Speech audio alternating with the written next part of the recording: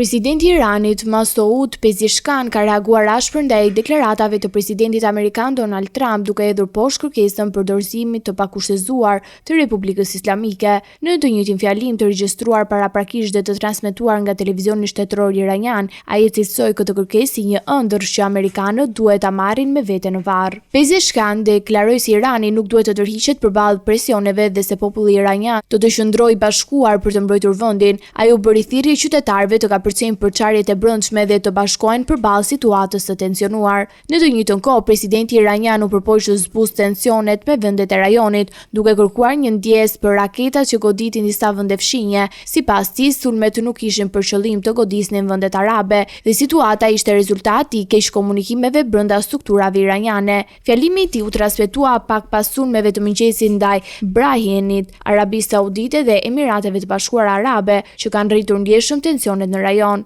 Më herët, presidenti amerikan Donald Trump nuk kishte reaguar përmes rrjetit social Truth Social, duke deklaruar se nuk do të ketë asnjë marrëveshje me Iranin përveç dorëzimit të plotë dhe të pakushtëzuar. Ai shtoi se nëse Irani kapitullon, Shtetet e Bashkuara dhe aleatët e tyre do të punojnë për të rikthyer vendin nga pragu i shkatrimit dhe për ta bërë atë ekonomikisht më të fortë se kur më parë.